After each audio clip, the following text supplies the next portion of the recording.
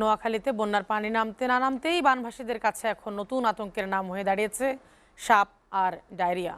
গত এক সপ্তাহে হাসপাতালে ভর্তি হয়েছেন 410 জন সাপে কাটা রোগী। বিশুদ্ধ পানির অভাবে ডায়রিয়া দ্রুত ছড়িয়ে পড়ায় 24 ঘন্টায় হাসপাতালে ভর্তি হয়েছেন 237 জন এবং আক্রান্ত হয়ে মারা গেছেন 3 জন। নোয়াখালী প্রতিনিধি আব্দুর রহিমের প্রতিবেদন।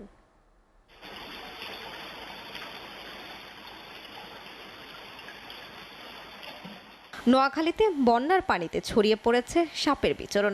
গত 7 দিনে জেলার বিভিন্ন স্থানে সাপে কেটেছে অসংখ্য মানুষকে। এর মধ্যে 410 জনকে চিকিৎসা দেওয়া হয়েছে নোয়াখালী সদর হাসপাতালে। অন্যদিকে বন্যায় বিশুদ্ধ পানির অভাবে চারদিকে বেড়েছে পানিবাহিত রোগ। এখনই সচেতন না হলে রোগীর সংখ্যা বাড়বে বলে মনে করে সচেতন মহল। রাত 3টার সময় বাসা থেকে বাইর হওয়ার সময় আমাকে সাপে ছোবল করছে। আমি এখন সদর হাসপাতালে ভর্তি হয়েছি। নোয়াখালীতে 410 জনকে সাপে কেটেছে, এখন হাসপাতালে ভর্তি আছে। এখন যদি সচেতন না হয় তাহলে আরো ক্ষয়ক্ষতি হবে। এই মুহূর্তে পানি কমতে শুরু করেছে। পানি কমার সাথে সাথে বিভিন্ন জায়গায় ডায়রিয়া, শিশুরা এবং বিভিন্ন বয়স্ক মানুষ আক্রান্ত হতে শুরু করেছে।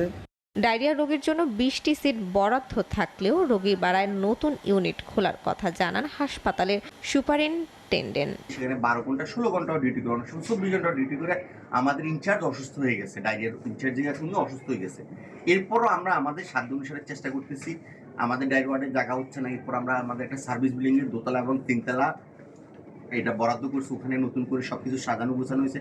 এর মধ্যে ডায়রিয়ায় 3 জনের মৃত্যু সহ সাপে কাটা 410 জন রোগীর বিষয়টি নিশ্চিত করেন সিভিল সার্জন। সর্বদর্শন কোনো মৃত্যু নয়, ডায়রিয়া 3 জন মৃত্যু আছে, আর পানিতে ডুবে 2 জন আছে, ইলেকট্রোকিউশন 1 জন আছে, মোট 6 জন মৃত্যু আছে।